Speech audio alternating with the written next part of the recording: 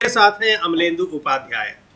Congress party का राष्ट्रीय अधिवेशन इस समय अहमदाबाद में हो रहा है। गुजरात में काफी समय बाद वहां पर हुआ और उस अधिवेशन में जिस तरीके से तमाम मुद्दों के अलावा चुनाव आयोग और ईवीएम को लेकर के राष्ट्रीय अध्यक्ष मल्लिकार्जुन खड़गे ने मोर्चा खोला है, उससे यह साफ पता चल रहा है कि ईवीएम का मुद्दा अभी भी थमा नहीं है और चुनाव आयोग को लेकर कांग्रेस पार्टी एक बड़ी रणनीति में लगी हुई है, जिसको लेकर वो लगातार चर्चा कर रही थी। और ये कहा गया कि इस पर हम संसद में भी आवाज उठाते रहे हैं, हम बार बार चुनाव आयोग के पास जाते रहे हैं, लेकिन इस पर कोई सुनवाई नहीं होती है। ना तो चर्चा की अनुमति दी जाती है संसद में और ना ही इस पर कोई सुनवाई होती है।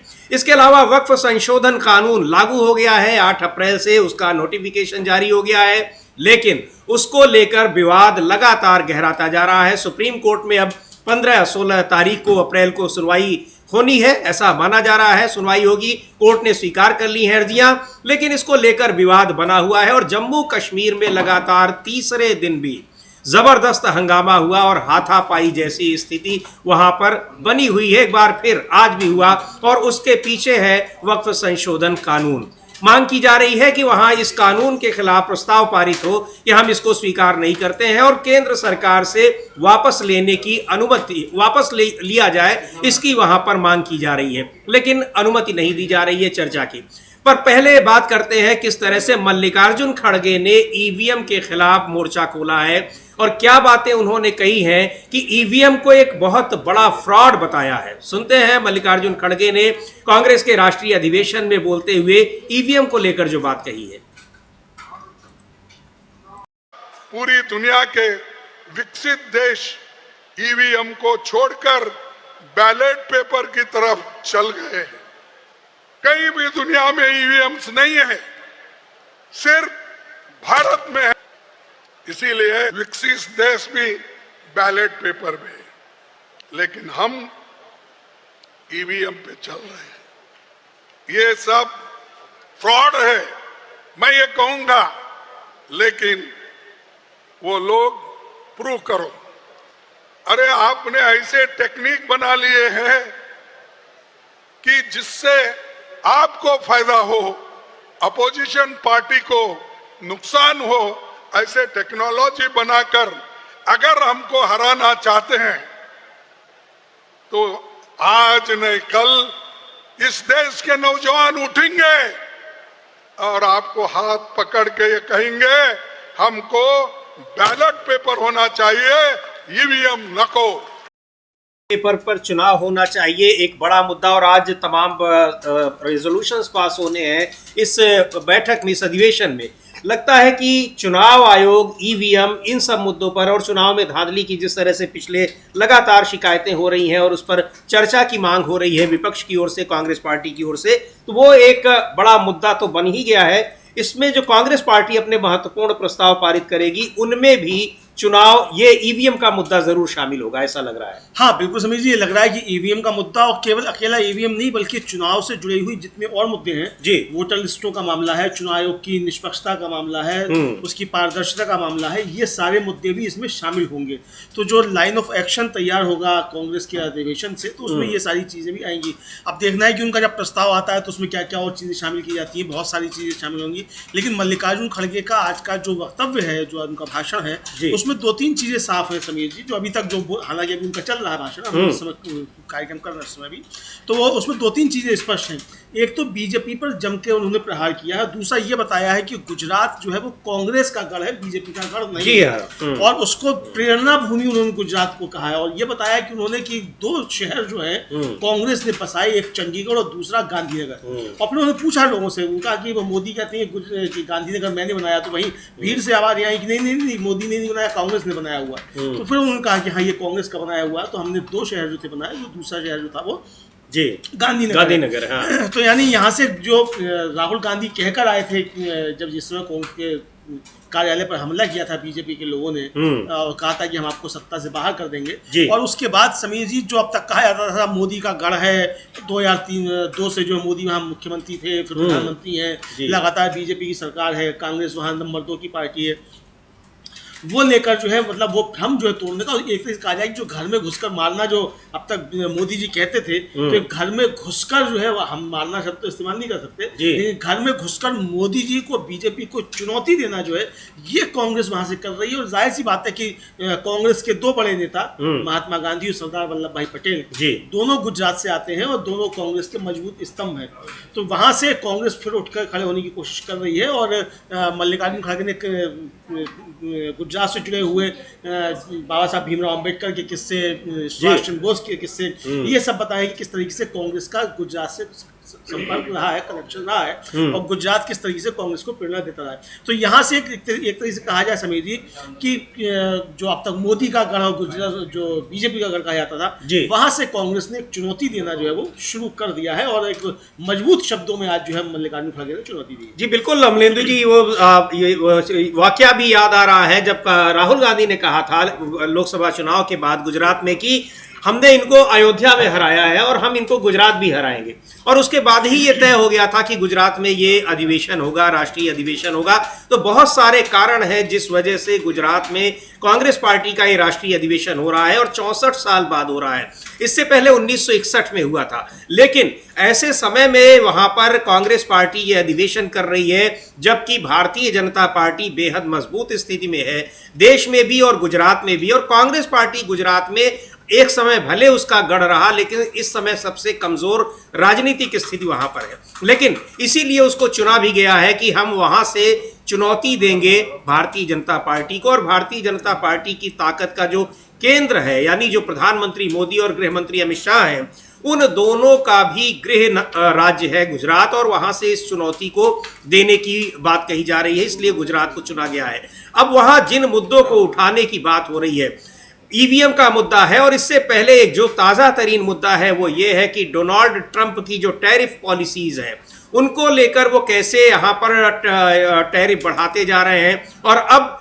फार्मास्यूटिकल पर भी, यानी दवाइयों पर भी जो वहाँ पर आयात करेंगे उस पर भी टैरिफ बढ़ाने की बात हो रही है।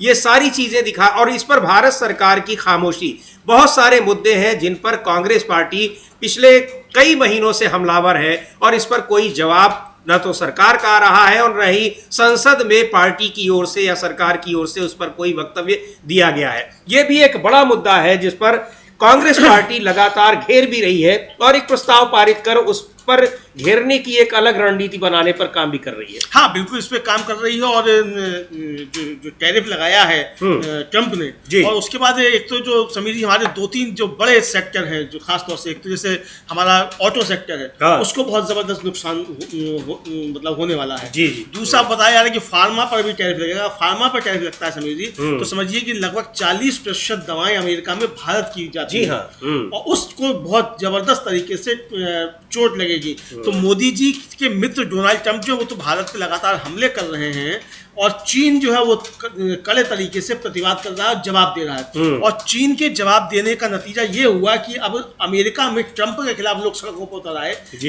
ये जो टैरिफ वार ट्रंप ने शुरू किया, इसका नुकसान जाकर अगर चीन भी इस पर उतर आया तो अमेरिका को इसका नुकसान होगा। तो अगर चीन समीर जी ये नीति अपना सकता है पलटवार करने की ट्रंप के ऊपर, तो भारत क्यों नहीं कर सकता? भारत इसलिए नहीं कर रहा क्योंकि मोदी जी का मित्र है ट्रंप, और मोदी जी के यहाँ जो मित्र हैं उनके जो है हित जुड़े हुए हैं वहाँ अमेरिका में। तो यहाँ के मित्रों के हित साधने के लिए वहाँ के मित्र की मदद की जा रही है, ये विपक्ष के आरोप। जी बिल्कुल, ये विपक्ष के आरोप है, यानी विदेश नीति और उस पर भी जो अमेरिका की टैरिफ पॉलिसी है उस पर भारत सरकार की खामोशी, इसको भी एक बड़ा मुद्दा कांग्रेस पार्टी बना रही है, और वो इस एजेंडे में भी है जो कांग्रेस का राष्ट्रीय अधिवेशन चल रहा है। 2 दिनों का कल भी हुआ और आज उसका आखिरी दिन है। ये 2 दिन का राष्ट्रीय अधिवेशन इस समय वहां चल रहा है। बहुत सारे मुद्दे हैं, और गुजरात में जिस तरह से 2 बड़े कांग्रेस पार्टी के नेता रहे, महात्मा गांधी रहे और सरदार वल्लभ भाई पटेल और दादा भाई नौरोजी भी। तो नौरोजी पर तो कोई क्लेम अभी तक भारतीय जनता पार्टी उस तरह से अमलेंदु जी नहीं करती है, लेकिन सरदार पटेल को और गांधी जी पर क्लेम भी नहीं कर पाती है, क्योंकि वो उनके जो विचारधारा है वो थोड़ी सी कंट्राडिक्ट होता है उससे। हालांकि सभी जब बीजेपी की स्थापना हुई तो बीजेपी ने अपना जो आर्थिक जो प्रस्ताव मतलब जारी किया, तो उसमें गांधीवादी समाजवाद शब्द इस्तेमाल किया कि हम गांधीवादी समाजवाद अपनाएंगे। तो यानी गांधी के पीछे चलने की कोशिश की, और वो गांधीवादी समाजवाद जो है वो नरेंद्र मोदी तक आते आते गांधी जी की चश्मे तक सिमट के रह गया। सिमट के, जी बिल्कुल। और उसमें सरदार पटेल को सबसे ज्यादा फोकस किया गया है। सरदार पटेल की बड़ी सी प्रतिमा बनाई गई है वहां पर, और ये कोशिश होती है कि सरदार पटेल के जरिए किस तरह से कांग्रेस के पुराने नेतृत्व को एक खारिज करने की कोशिश की जाए। लेकिन ये सारी चीजें इसलिए होती हैं कि भारतीय जनता पार्टी के पास अपने महापुरुषों का, ऐसे महापुरुष उनके पास नहीं है जिन पर वो गर्व कर सके।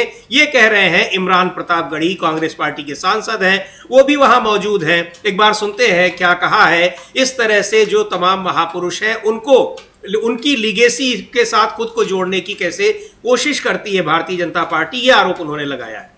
छीनने का काम करती है कांग्रेस पार्टी के, और इसलिए करती है कि उनके पास अपने महापुरुषों की कमी है, यानी वो महापुरुष जिन्होंने स्वाधीनता आंदोलन में हिस्सा लिया हो। इस तरह के जो तमाम लोग हैं वो भारतीय जनता पार्टी के पास नहीं है, और जिनका नाम वो लेती है, जो उनकी विचारधारा से जुड़े हैं, उनको लेकर लगातार विवाद रहते हैं कि उन्होंने स्वाधीनता संग्राम में किस तरह से हिस्सा लिया था। तो इसको लेकर भी यहाँ पर एक चर्चाएं हो रही हैं। और गुजरात की बात आती है तो जाहिर सी बात है, क्योंकि सरदार पटेल का जिक्र अक्सर भारतीय जनता पार्टी के तमाम नेता करते रहते हैं। तो ये 2 दिन का कांग्रेस का ये जो राष्ट्रीय अधिवेशन है, इसमें तमाम मुद्दों पर बात हो रही है और कैसे आगे की रणनीति बनाई जाए आने वाले दिनों में। हालांकि अभी 2 साल हैं, गुजरात में भी विधानसभा चुनाव है, 3 दशक हो गए वहां पर अपनी सरकार बनाए हुए कांग्रेस पार्टी को, लेकिन अब वो सरकार बनाने की तरफ जाना चाह रही है। जाना तो खैर पहले भी चाह ही रही थी, लेकिन जिस तरह से गुजरात एक प्रमुख एजेंडे में है, वो सीधे तौर पर दिखाई पड़ रहा है कि अब कांग्रेस पार्टी की अब पूरी रणनीति ये है कि उसकी पूरी ताकत को उसके साथ कैसे मुकाबला किया जाए, और उसकी शुरुआत गुजरात से ही की जाए। हाँ बिल्कुल, गुजरात से शुरू की जाए। और इसको लेकर ये बताया भी है मल्लिकार्जुन खड़गे ने भी और कांग्रेस के अन्य नेताओं ने भी कि ये सरदार पटेल की 150वीं जयंती का वर्ष भी है। जी हाँ। तो ये कार्यक्रम जो है, मतलब जो अधिवेशन है, ये उसको भी समर्पित है सरदार पटेल के को। और एक जो यहाँ से संदेश जा रहा है समीर जी, वो ये है कि कांग्रेस इतनी पुरानी पार्टी जो है, और इसके जरिए कांग्रेस का इतिहास जो है वो फिर से वो रिवाइव कर रहे हैं कि हमारा क्या इतिहास रहा है, कौन कौन हमारे नेता रहे। ये एक बड़ी अच्छी चीज जो है, आप इसको समझ सकते हैं कि मतलब देश के और लोगों को भी, जो अब जिस तरीके से इतिहास को मिटाने की कोशिश की जा रही है, ऐसे समय में कांग्रेस का इतिहास भी लोगों को बताया जाना बहुत ज्यादा जरूरी है।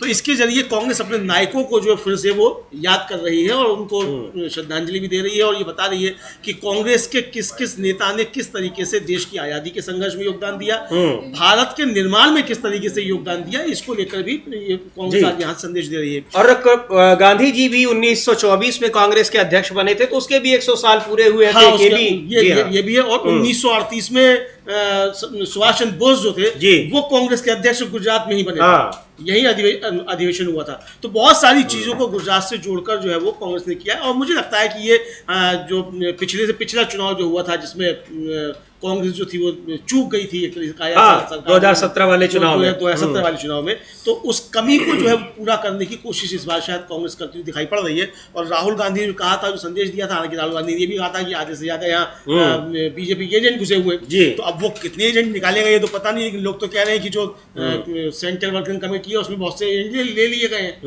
तो अभी ये तो खैर क्या मसला अंदर का, कौन एजेंट है कौन नहीं, हम किसी को कैसे कह सकते हैं। तो राहुल गांधी ने कहा, तो राहुल गांधी की जिम्मेदारी है, कौन एजेंट है उसको निकाल के बाहर करे, तो उनका मसला है। लेकिन यहाँ से जो एक संदेश जा रहा है समीर जी, वो महत्वपूर्ण है। ये संदेश गुजरात के लिए भी और पूरे देश के लिए भी संदेश है कि कांग्रेस किस तरीके से अब वो कम बैक कर रही है और अपने जो उसकी ऐतिहासिक जो धरोहर है उसको सजोते हुए और भविष्य की चुनौतियां जो है उनसे लड़ने के लिए एक रोड मैप यहाँ से तैयार कर रही है। जी बिल्कुल, उसके एक रोड मैप तैयार हो रहा है कि किस तरह से बीजेपी की चुनौतियों का सामना किया जाए, और उसकी शुरुआत तो हो गई। जिस तरह से राहुल गांधी ने भारत जोड़ो यात्रा निकाली थी और उसका भी राजनीतिक लाभ भी मिला, और बहुत सारी चीजें निकल कर आई उससे, और बीजेपी के सामने एक बड़ी चुनौती पेश हुई, और 2024 के लोकसभा चुनाव में वो साफ तौर पर दिखाई भी पड़ गया।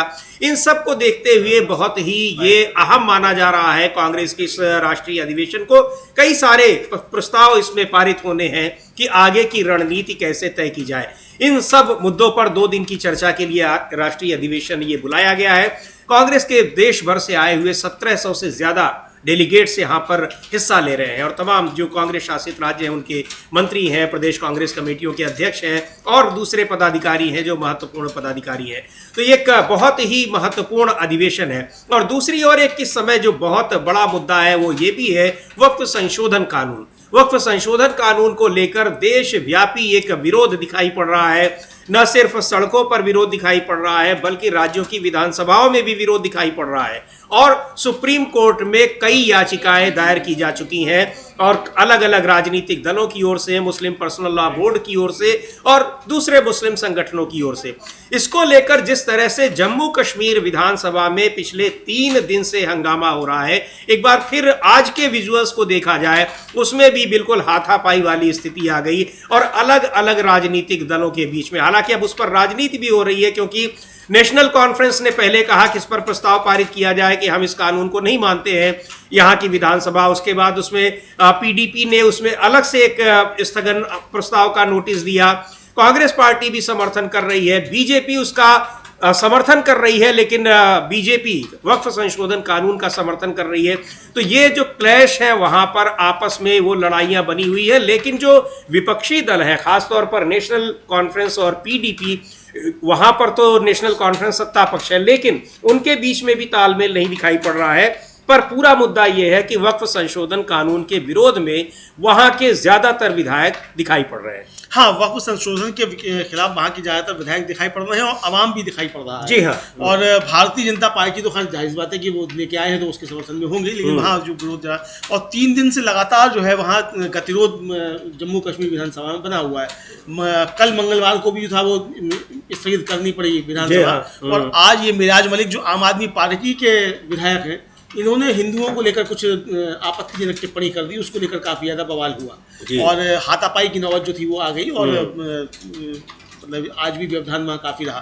तो कुल मिलाकर समीर जी अगर देखा जाए तो ये वक्फ संशोधन विधेयक जो हालांकि वो कल जारी कर दिया है कानून मंत्रालय ने कि ये कानून बन चुका है, लागू हो चुका है। शनिवार को राष्ट्रपति ने इसको मंजूरी दे दी थी और खबर ये आ रही है कि जो संभल की जामा मस्जिद है उसको लेकर जो सवाल उठ रहे थे वो अब पहले तो जामा मस्जिद लिखा हुआ था, अब वो जुमा मस्जिद हो गया है और उसको ASI जो है उसने वहाँ बोर्ड लगा दिया जुमा मस्जिद का।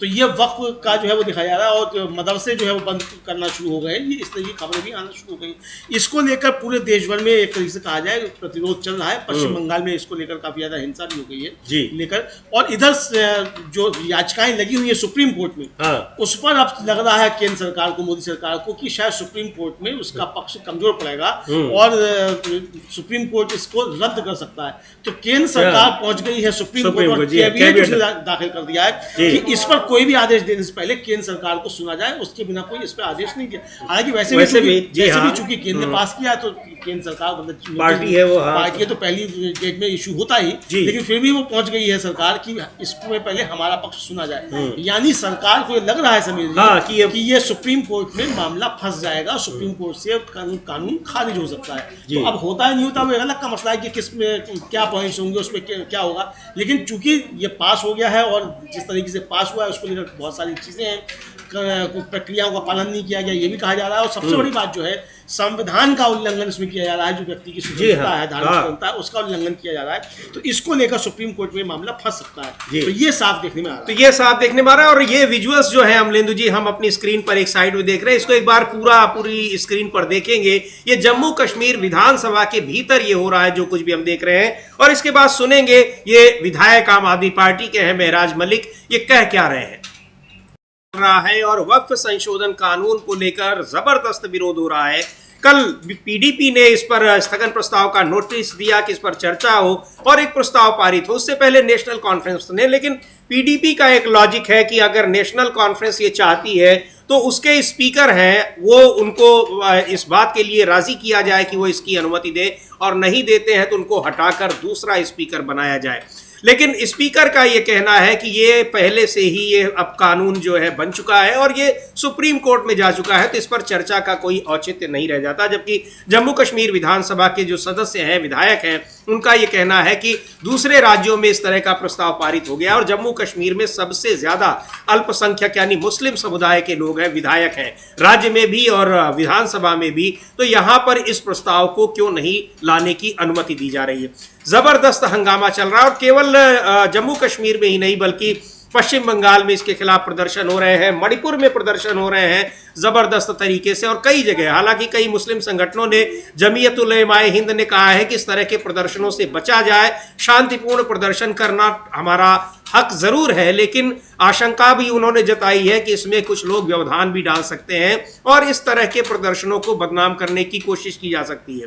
लेकिन जगह जगह इसके खिलाफ प्रदर्शन हो रहे हैं और सबसे बड़ी बात यह कि जिस तरह से इसको कानून के तहत इसको सुप्रीम कोर्ट में चुनौती दी गई है और ये कहा जा रहा है कि संविधान के तमाम प्रावधानों का ये कानून उल्लंघन करता है, मौलिक अधिकारों का उल्लंघन करता है, उसको लेकर ये बड़ा महत्वपूर्ण माना जा रहा है कि इसकी जो संवैधानिकता है वो बहुत, जो ग्राउंड है जिस आधार पर चुनौती दी गई है वो बहुत मजबूत बताए जा रहे हैं। हाँ सभी जी, वो काफी ज्यादा मजबूत बताए जा रहे हैं, चूंकि जैसे मैंने पहले भी कहा कि जो धार्मिक स्वतंत्रता है और मौलिक अधिकार है उनका भी ये हनन कर रहा है और एक कहा जाए जो रिलीजियस चीजें हैं उनमें ये हस्तक्षेप कर रहा है। तो इसको लेकर काफी ज्यादा चिंताएं लोगों की हैं और इसी के आधार पर कहा जा रहा है कि ये कानून जो है वो पास नहीं हो पाएगा, मतलब वहाँ रद्द कर देगा इसको सुप्रीम कोर्ट, और इसीलिए लोग पहुंचे हैं और वहां सुनवाई की तारीख भी तय हो गई, कई याचिकाएं उसमें दाखिल हो गई हैं। कांग्रेस के सांसद मोहम्मद जावेद सबसे पहले उन्होंने याचिका दायर की, उसके बाद फिर जैसी मालूम पड़ा ओवैसी साहब को कि याचिका दायर होगी तो वो भी पहुंच गए, फिर तो बाद में और भी लोग पहुंचे हैं और पूरे देश भर में इसका विरोध हो रहा है। All India Muslim personal law board है वो भी इसका विरोध कर रहा है, लगातार उनके प्रदर्शन चल रहे हैं।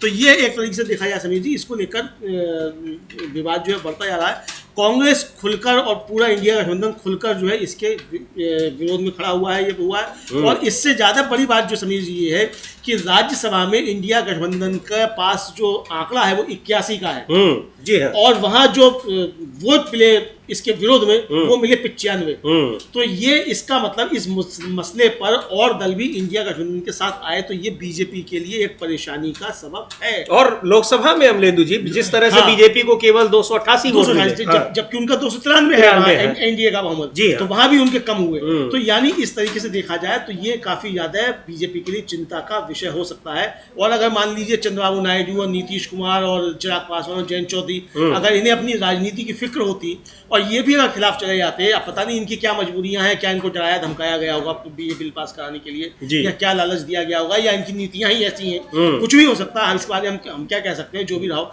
लेकिन अगर ये भी खिलाफ चले जाते आप समझिए कि सरकार भी गिर सकती थी। जी बिल्कुल, सरकार गिर सकती थी। लेकिन एक चीज तो है ही है अमलेंदु जी की बिहार में जिस तरह से राजनीतिक बदलाव देखने को मिल रहे हैं इस वक्फ संशोधन कानून को लेकर, खास तौर से जनता दल यूनाइटेड में यानी जो नीतीश कुमार की पार्टी है वहां पर, उसको देखते हुए लग रहा है कि उनकी पार्टी को एक तरह से बिल्कुल कमजोर कर देने की रणनीति जो बीजेपी की थी, बीजेपी उसमें कामयाब हो गई है। हाँ बिल्कुल, बीजेपी कामयाब हो गई और क्यों नहीं करेगी समीर जी, सवाल ये है ना कि बीजेपी अगर अपनी राजनीति कर रही है तो सवाल ये बनता है कि ये लोग क्या कर रहे हैं। जी हाँ भाई, आप अपनी राजनीति क्यों नहीं कर रहे? बीजेपी तो अपना एजेंडा लागू कर रही है, आपसे लागू करवा रही है।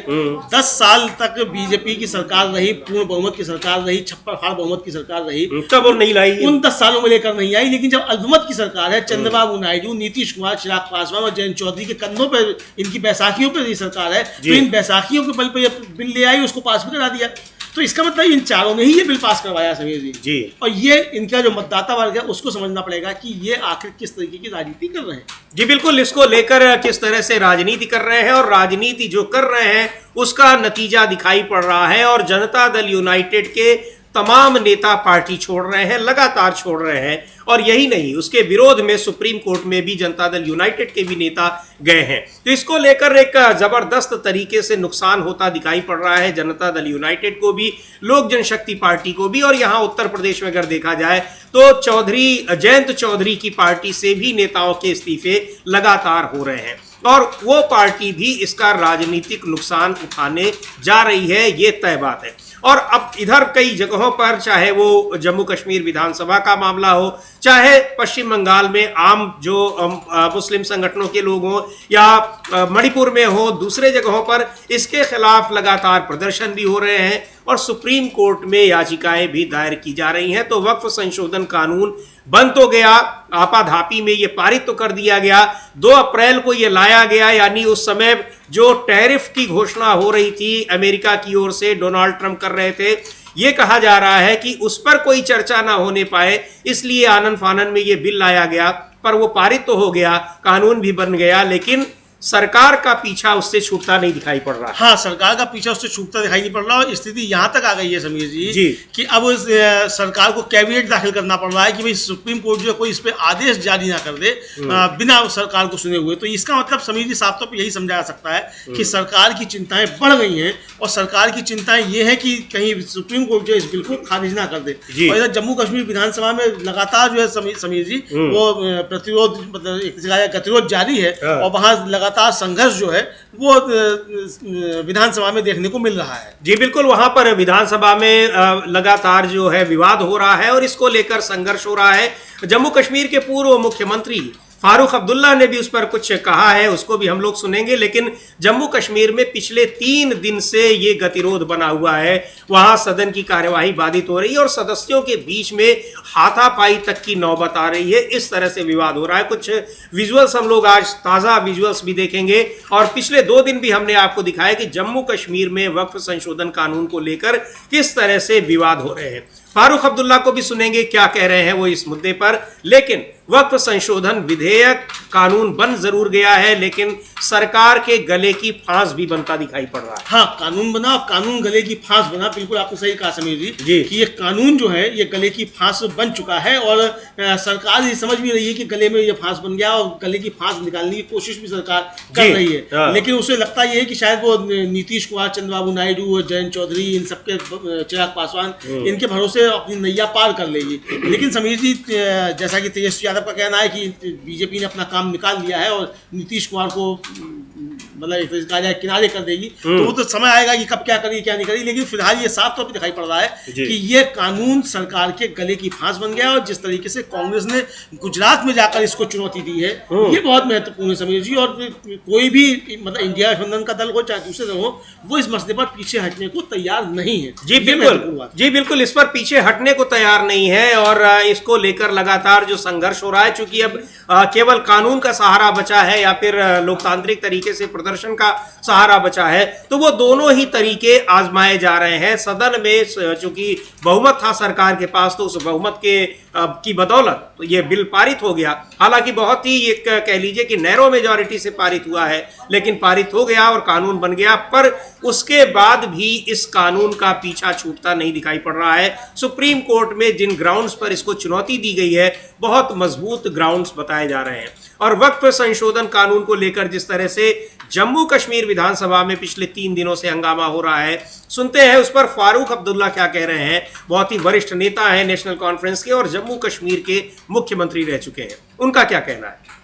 इस जो मुश्किल से निकालेंगे और इसके बारे में कह रहे हैं वक्फ संशोधन कानून की गोल बोल ही जवाब रहा, चूंकि एक बड़ा मुद्दा है। उनकी पार्टी ने ही सबसे पहले स्थगन प्रस्ताव का नोटिस दिया था, जिसको स्पीकर ने खारिज कर दिया और इसीलिए पीडीपी सवाल उठा रही है कि अगर आपको वहां पर इसे वक्फ संशोधन कानून के खिलाफ प्रस्ताव पारित करना है तो स्पीकर इजाजत क्यों नहीं दे रहे हैं, और नहीं दे रहे हैं तो आपका बहुमत है, आप स्पीकर को हटा भी सकते हैं। तो अब वही सवाल पूछा गया फारूक अब्दुल्ला से और उन्होंने बड़ा गोलमोल इसका जवाब दिया। लेकिन ये वहां पर एक जितने भी विधायक सभी सत्तारूढ़ पार्टी से लेकर और जो सत्तारूढ़ पार्टी नहीं है, वो सारे के सारे वहां पर विरोध कर रहे हैं इसका, सिवाय भारतीय जनता पार्टी का। और भारतीय जनता पार्टी समर्थन में है, इसीलिए वहां पर जो विवाद हाथापाई तक अगर पहुंच रहा है तो उसके पीछे यही बड़ा कारण है। हाँ बिल्कुल समझिए, यही बड़ा कारण दिखाई पड़ रहा है। और जो हुकताक हुई है वो मेराज मलिक की और बीजेपी के विधायक उनके बीच में, उसके बाद बीजेपी उसमें कूद पड़ी।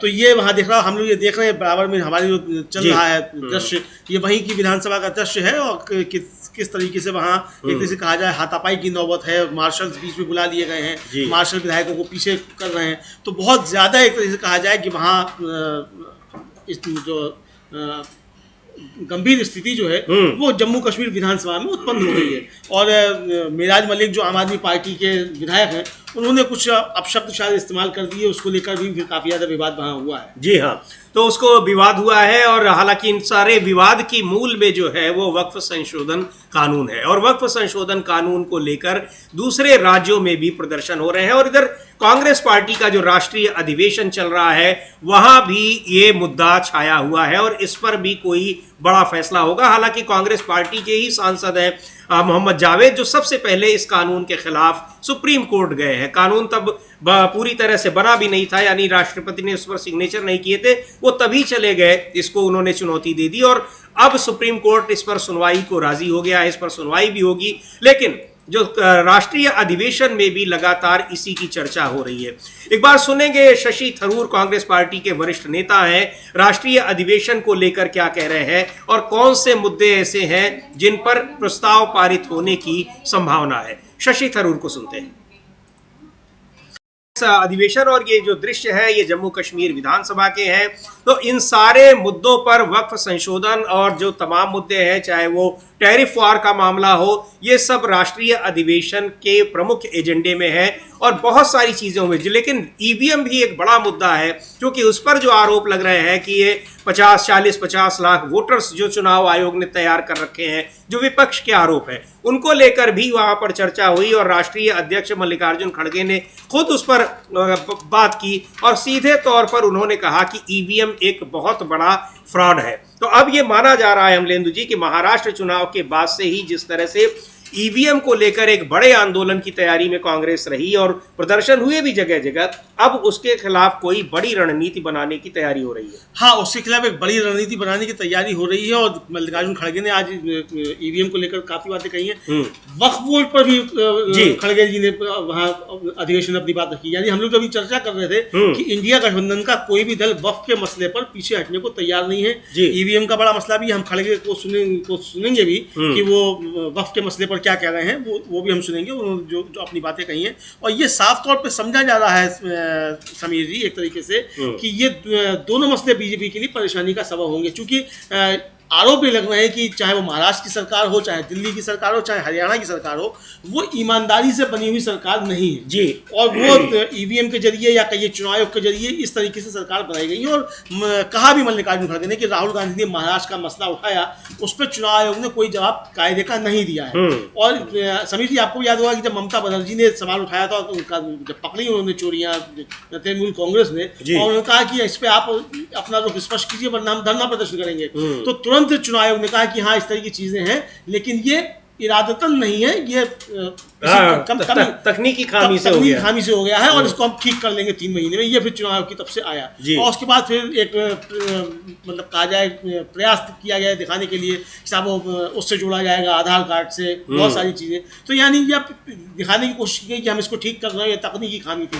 लेकिन कांग्रेस का आरोप यह है और विपक्षी दलों का आरोप यह है कि ये तकनीकी खामी नहीं है, ये भारतीय जनता पार्टी की सरकार बनाने के लिए चुनाव आयोग की तरफ से किया गया घोटाला है। ये विपक्षी दलों का आरोप। जी बिल्कुल, कि बीजेपी के साथ मिलकर चुनाव आयोग एक बड़ी रणनीति के तहत इस तरह से ये साजिश कर रहा है और जो फर्जी वोटर्स बने हुए हैं वो वोटर्स अलग अलग राज्यों में भारतीय जनता पार्टी को जिताने के लिए इस्तेमाल किए जाते हैं। और सीधे तौर पर संजय राउत ने तो आरोप लगा दिया था, सबसे पहले उन्होंने ये बात कही थी कि ये फ्लोटिंग वोटर्स हैं जो चुनाव आयोग ने बनाए हैं और ये एक राज्य से दूसरे राज्य में ये फ्लोट करते रहते हैं, यानी वहां जाते रहते हैं। तो अब इस मुद्दे पर जिस तरह से कांग्रेस के राष्ट्रीय अधिवेशन में भी एक बड़ा मुद्दा है, उसके एजेंडे में है, तो इस पर एक बड़ी रणनीति तैयार की जा रही है किसके खिलाफ कैसे लड़ना है। और ईवीएम को लेकर जिस तरह से मल्लिकार्जुन खड़गे ने कहा कि इसको बिल्कुल बंद कर देना चाहिए, बैलेट पेपर से चुनाव होना चाहिए, वो बहुत महत्वपूर्ण है और ईवीएम को फ्रॉड बताया है। एक बार सुनते हैं मल्लिकार्जुन खड़गे ने ईवीएम को लेकर क्या कहा, लेकिन मल्लिकार्जुन खड़गे ने वक्फ कानून पर भी बात की है, वो भी सुनेंगे। पहले सुनते हैं ईवीएम को लेकर मल्लिकार्जुन खड़गे ने क्या कहा, क्यों उन्होंने उसको फ्रॉड बताया। और बैलेट पेपर से ही चुनाव होने चाहिए, एक बड़ी मांग कर रहे हैं मल्लिकार्जुन खड़गे। और लगातार इसके खिलाफ कांग्रेस पार्टी और इंडिया गठबंधन आवाज उठा रहा है। और कहा भी खड़गे ने कि इसको लेकर हम कई बार चुनाव आयोग गए लेकिन हमारी सुनी नहीं जाती है। जी बिल्कुल, ये कहा कि हम लोग कई बार गए चुनाव आयोग के सामने, हमने मसला उठाया लेकिन सुनी नहीं जाती है। राहुल गांधी ने महाराष्ट्र का मसला उठाया, उस पर नहीं सुनी गई। और इसलिए जो है ये इस पे मतलब बीजेपी जो है उसने तमाम संस्थाओं पे कब्जा कर लिया है, एक तरीके से ये खड़गे का कहना था। और ईवीएम को लेकर और चुनाव आयोग को लेकर बहुत सारे आरोप जो है वो आज मल्लिकार्जुन खड़गे ने लगाए हैं। और एक कहा जाए ये ऐलान कर दिया है कि इस पर एक आर पार की जंग होगी। चूंकि मल्लिकार्जुन खड़गे कह रहे हैं कि आज नहीं तो कल देश का नौजवान उठेगा और कहेगा कि ये बेईमानी नहीं चलेगी, हमको ईवीएम नहीं चाहिए और हमको बैलेट पेपर चाहिए। और आपको याद होगा समीर जी कि वो 26 नवंबर जहां तक मुझे ध्यान पड़ रहा है तालकटोरा स्टेडियम में जो कार्यक्रम था उसमें कहा था मल्लिकार्जुन खड़गे ने राहुल गांधी से कि जैसे भारत जोड़ो यात्रा निकाली थी इसी तरीके से ईवीएम की बजाय बैलेट पेपर से चुनाव हो, इसको लेकर एक पूरे देश भर में यात्रा निकाली जानी चाहिए। तो वो उस पर अभी तक तो काम बढ़ा नहीं है, अभी तक कोई सूचना भी नहीं है कि राहुल गांधी इस पर कोई यात्रा निकालेंगे नहीं निकालेंगे। लेकिन और रास्ते जो निकाले जा रहे हैं वो साफ तौर पर दिखा रहे हैं कि और रास्तों के जरिए अब ये संघर्ष की रूपरेखा तैयार हो रही है। और आज कांग्रेस के विस्तारित अधिवेशन में समीर जी अगर ईवीएम को लेकर और चुनाव आयोग को लेकर मल्लिकार्जुन खड़गे जो पार्टी के अध्यक्ष हैं वो इस तरीके से अपने भाषण में बात रख रहे हैं, इसका मतलब कि अब जो प्रस्ताव आएगा उस प्रस्ताव में भी कोई रूपरेखा तैयार होगी इस पर आंदोलन को लेकर, ये हम समझ सकते हैं। जी बिल्कुल, इस पे एक प्रस्ताव जो तमाम मुद्दों पर प्रस्ताव पारित होने हैं उनमें ईवीएम भी एक बड़ा मुद्दा होगा। चुनाव में धांधली के जो आरोप हैं और उनसे कैसे लड़ाई लड़नी है इस पर भी रूपरेखा तय होगी, ये माना जा रहा है। लेकिन बहुत सारे मुद्दे को मल्लिकार्जुन खड़गे ने उठाए और वो सारे प्रमुख एजेंडे में है जो कि कांग्रेस के इस राष्ट्रीय अधिवेशन में उन पर चर्चा हो रही है, बात हो रही है।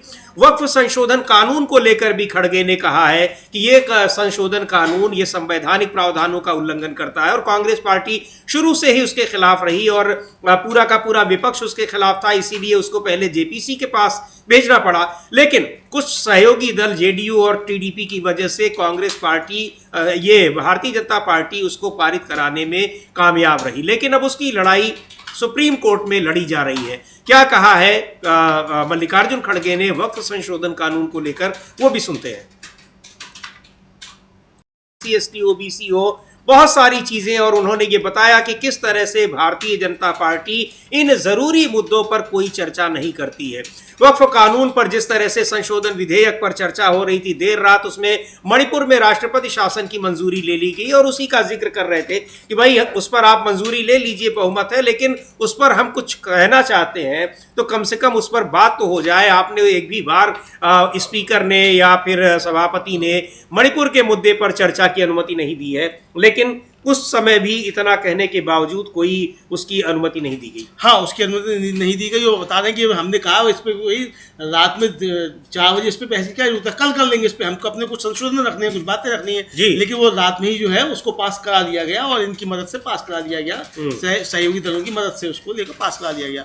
तो यानी कि एक तरीके से कहा जाए समीर जी कि कांग्रेस ने एक रोड मैप तैयार कर दिया है कि किन मुद्दों पर कांग्रेस अब संघर्ष में जा रही है और कोई भी मुद्दा वो छोड़ने वाली नहीं है। बीजेपी के लिए परेशानियां निश्चित तौर पर बढ़ती हुई दिखाई पड़ेंगी। जी बिल्कुल, परेशानियां बढ़ती हुई दिखाई पड़ेंगी। और एससी एसटी ओबीसी को लेकर भी मल्लिकार्जुन खड़गे ने महत्वपूर्ण बात कही है, चूंकि ये लगातार तमाम ऐसी घटनाएं सामने आ रही हैं बीजेपी शासित राज्यों की ओर से जहां पर एससी एसटी ओबीसी पर उत्पीड़न हो रहा है और उत्पीड़न की खबरें आ रही हैं। उसमें सरकार की तरफ से यानी वहां पर कानून व्यवस्था को लेकर सवाल उठ रहे हैं। ताजा तरीन मामला अभी राजस्थान से आया है अमलेंदु जी, और उस पर राहुल गांधी ने ट्वीट भी किया है, उसको भी हम लोग देखेंगे। लेकिन एक बार सुन लेते हैं कि एससी एसटी ओबीसी के मसले पर मल्लिकार्जुन खड़गे ने क्या कहा है। देश की अर्थव्यवस्था में मोनोपोली स्थापित किया जा रहा है। सार्वजनिक संपत्तियां धीरे धीरे निजी हाथों में सौंपी जा रही है।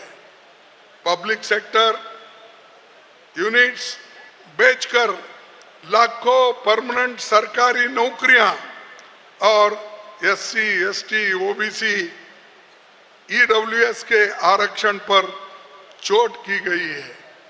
कि जो दलितों को, पिछड़ों को और अपर कास्ट में भी जो गरीब लोग हैं उनके लिए जो रिजर्वेशन था वो रिजर्वेशन के तहत वो भर्ती नहीं करना चाहते हैं, नौकरी नहीं देना चाहते हैं, इसीलिए एक एक करके पब्लिक सेक्टर को तो बेच रहे हैं और अपने दोस्तों को सुपुर्द कर रहे हैं।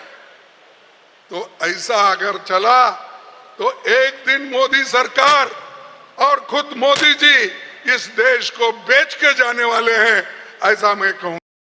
बात कही है कि मोदी जी और मोदी सरकार इस देश को बेच कर जाने वाली है, और जिस तरह से पीएसयूज को निजी हाथों में दिया जा रहा है, बहुत सारी संस्थाओं को, बहुत सारे जो इंटरप्राइजेस हैं उनको दिया जा रहा है, उस पर कहे। लेकिन एक बड़ा आरोप है अमलेंदु जी, और जिस तरह से उन्होंने कहा है कि देश एक तरह से सारी चीजों को मोदी सरकार और मोदी बेच दे रहे हैं, ये एक बड़ा आरोप है। हाँ, ये बड़ा आरोप है समीर जी। और मल्लिकार्जुन खड़गे ने आज स्पष्ट शब्दों में कहा कि मोनोपोली स्थापित की जा रही है और उनके मित्रों को बेचा जा रहा है और पीएसयूज बेचे जा रहे हैं जी। पीएसयूज बेचे जाने का मतलब ये है कि उसमें एससी, एसटी, ओबीसी को जो आरक्षण है वो खत्म हो जाए, और इसीलिए राहुल गांधी ने भी जो अब जो है निजी क्षेत्र में आरक्षण की बात की है समीर जी। तो ये काफी, अगर देखा जाए तो ये बड़ी लड़ाई बढ़ती जा रही है। जो बीजेपी ने तोड़ निकाला कि किस तरीके से आरक्षण खत्म किया जाए, कि सब चीजों का निजीकरण कर दो, देश की संपत्तियां बेच दो, उससे अपने मित्रों का भी फायदा हो और एससी, एसटी, ओबीसी का नुकसान भी हो, तो एक पंथ दो का जो है, तो उसका जो है अब विरोध शुरू हो गया है। और कांग्रेस के अधिवेशन में मल्लिकार्जुन खड़गे जो ये बात रख रहे हैं, इससे साफ तौर पर जाहिर है कि इसको मुद्दा बनाया जाएगा। जी बिल्कुल, ये मुद्दा बनाया जाएगा और एक इसमें बड़ी रणनीति तमाम मुद्दों पर तैयार की जा रही है। प्रस्ताव कई सारे पारित होने हैं कि इन सब मुद्दों पर किस तरह से कांग्रेस पार्टी को लड़ाई लड़नी है, इंडिया गठबंधन को किस तरह से लड़ाई लड़नी है। तो ये बहुत सारे मुद्दे हैं, लेकिन उनमें जो ईवीएम का मुद्दा है, या फिर जो वक्फ कानून है, या जिस तरह से टैरिफ पॉलिसी डोनाल्ड ट्रंप की है, ये सारे मुद्दे सरकार के लिए बहुत ही परेशानी वाले साबित होने जा रहे हैं। और प्रधानमंत्री नरेंद्र मोदी के जो बयान होते हैं उन पर भी वहां पर चर्चा हो रही है कि किस तरह से वो कई कांग्रेस के नेताओं का कहना है कि वो झूठे बयान देते हैं, गलत बातें करते हैं, ये भी वहां पर कहा गया है। और एक बार शशि थरूर को भी सुनेंगे, कांग्रेस पार्टी के वरिष्ठ नेता, उनका क्या कहना है। लेकिन जिस तरह से लगातार हमले बोल रहे हैं और कई मुद्दों पर मल्लिकार्जुन खड़गे ने हमला बोला है, सीधे तौर पर वो प्रधानमंत्री पर आरोप लगा रहे हैं, मोदी सरकार पर आरोप लगा रहे हैं कि देश को बेचा जा रहा है। ये एक बहुत बड़ा आरोप है और ये दिखाई पड़ रहा है कि किस तरह से कांग्रेस पार्टी मोदी सरकार पर, बीजेपी पर हमलावर है, और उसकी रणनीति जो बनने वाली है, जो प्रस्ताव पारित होने वाले हैं, उनमें भी ये जो एक आक्रामक स्वरूप है वो दिखाई पड़ने वाला है। हाँ बिल्कुल, आक्रामक स्वरूप दिखाई पड़ने वाला है। और एक तरह से कहा जा समीर जी कि इस सरकार को कोई भी रियायत जो है किसी भी तरीके की कांग्रेस देने को तैयार नहीं है, ये इस अधिवेशन से निकलकर सामने आ रहा है जी। और यहाँ जो मसले होंगे, जब उनका प्रस्ताव आएंगे, राजनीतिक प्रस्ताव आएगा, आर्थिक प्रस्ताव आएगा, वो देखा जाएगा। आर्थिक प्रस्ताव क्या आएगा वो भी अभी से समझा जा सकता है, क्योंकि मल्लिकार्जुन खड़गे ने अमेरिकी टैरिफ को लेकर भी बहुत सारी बातें कही जी। हाँ, उन्होंने मतलब एक तरह से यही कहा है कि किस तरीके से ये सरकार जो है ट्रंप के सामने झुक गई है और ये कोई जवाब नहीं दे रही है, जबकि पूरी दुनिया जो है इसका जवाब ट्रंप को दे रही है। लेकिन मोदी जी जो है एक तरह से कहा जाए वो अपने दोस्त से दोस्ती निभा रहे हैं और देश को आर्थिक संकट में डाल रहे हैं। जैसे हम लोगों ने शुरू में चर्चा की थी कि फार्मा सेक्टर पर भी टैरिफ लगाने की बात चल रही है, वो लगता है तो समझिए कि बहुत जबरदस्त तरीके से नुकसान भारत की अर्थव्यवस्था को होगा। तो अब देखना ये है कि इस सरकार का, खासतौर से मोदी जी का जो है वो किसके प्रति ज्यादा लगाव है, मतलब देश की अर्थव्यवस्था और देशभक्ति के प्रति है या ट्रंप के प्रति है, ये भी अब साबित हो जाएगा। इसको लेकर सवाल उठ रहे हैं जी। बिल्कुल, ये जो अर्थव्यवस्था पर टैरिफ पॉलिसी डोनाल्ड ट्रंप की है, अमेरिका के राष्ट्रपति, उसका भारत की अर्थव्यवस्था पर भी बहुत ही बड़ा असर होने वाला है। शेयर मार्केट में लगातार इसका प्रभाव दिखाई पड़ रहा है। भारत में भी शेयर मार्केट डाउन जा रहे हैं। आज भी शेयर मार्केट जब खुले हैं तब फिर उनमें बिकवाली देखी गई है और रेड निशान देखा गया है। तो लगातार ये स्थिति न सिर्फ दुनिया भर के दूसरे देशों में, दूसरे शेयर मार्केट में, बल्कि भारत में भी देखने को मिल रहा है। लेकिन सबसे हैरानी की बात यह है कि भारत की तरफ से इस पर कोई प्रतिक्रिया नहीं आ रही है कि आखिर भारत सरकार उस पर कोई एक्शन ले रही है, नहीं ले रही है। ट्रंप की जो टैरिफ पॉलिसी है उसको लेकर हम क्या रणनीति बना रहे हैं, हम कोई उसका काउंटर करेंगे या नहीं करेंगे, जिस तरह से दूसरे देश कर रहे हैं। चीन कर रहा है, मैक्सिको कर रहा है, कनाडा कर रहा है। लेकिन और भारत सरकार की ओर से इस पर कोई बयान भी नहीं दिया जा रहा है, कुछ कहा भी नहीं जा रहा है। संसद में भी चर्चा की मांग की जा रही थी लेकिन नहीं स्वीकार की गई, और यह भी कहा गया विपक्ष की ओर से कि 2 अप्रैल की तारीख जो वक्फ ईवीएम, वक्फ कानून और टैरिफ पॉलिसी, इन सब मुद्दों को, एससी एसटी ओबीसी का मामला, जो निजीकरण लगातार बढ़ रहा है, जिस तरह से जो पब्लिक सेक्टर यूनिट्स हैं उनको जिस तरह से दिया जा रहा है निजी क्षेत्रों को, इन सब मुद्दों पर एक कई सारे प्रस्ताव पारित होने की उम्मीद है कांग्रेस के इस अधिवेशन में। और वक्फ संशोधन कानून को लेकर जिस तरह से आक्रामक है कांग्रेस पार्टी भी, और सबसे पहले कांग्रेस पार्टी ने इसको सुप्रीम कोर्ट में भी चुनौती दी, उससे यह लग रहा है कि यह भी एक बड़ा मुद्दा है और वक्फ संशोधन कानून को लेकर विवाद थमने का नाम नहीं ले रहा है। तो रहेंगी इन सब पर हमारी निगाह।